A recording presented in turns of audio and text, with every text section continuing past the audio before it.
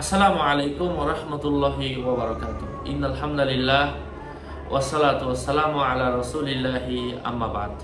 সম্মানিত দ্বীনি ভাই বন্ধুরা, আজকে আমরা এই ভিডিওতে আলোচনা করব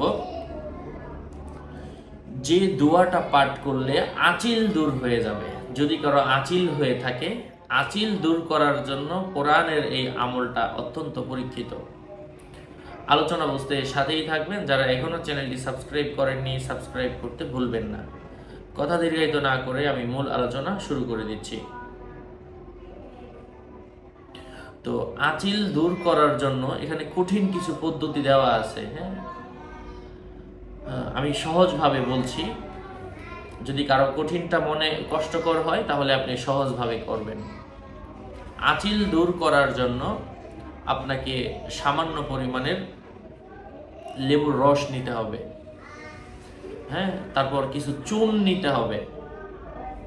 দুইটা নেওয়ার পরে কোরআনুল কারীমের আয়াত আউযু বিল্লাহি মিনাশ শাইতানির রাজীম ফাকাতা দাবিরাল কওমিল্লাযীনা যালামু, এই আয়াতটা পাঠ করে 15 বার পাঠ করে 15 বার এই একটু জিনিসের মধ্যে ফু দিতে হবে। তারপর ওইটা আঁচিলের মধ্যে লাগিয়ে দিবেন এবং এই নিয়মে এই আমলটা করবেন 11 দিন অথবা 15 দিন।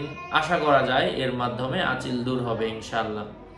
এটা কঠিন পদ্ধতি, যদি এটা কারো কাছে কঠিন মনে হয়, হ্যাঁ, আপনি এই আঁচিলের মধ্যে লাল এবং কালো যে কাপড় দ্বারা আমরা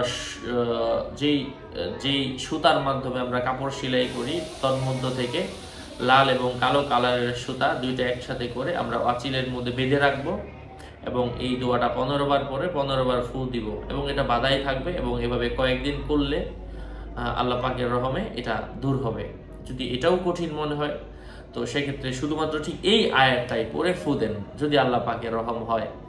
আশা করা যায় ভালো কিছু হবে ইনশাআল্লাহ। আরও আপডেট পেতে সাথেই থাকবেন। আপনাদের মঙ্গল এবং দীর্ঘায়ু কামনা করে এখানেই শেষ করছি। দেখা হবে অন্য কোনো ভিডিওতে। আসসালামু আলাইকুম ওয়া রাহমাতুল্লাহি ওয়া বারাকাতুহু।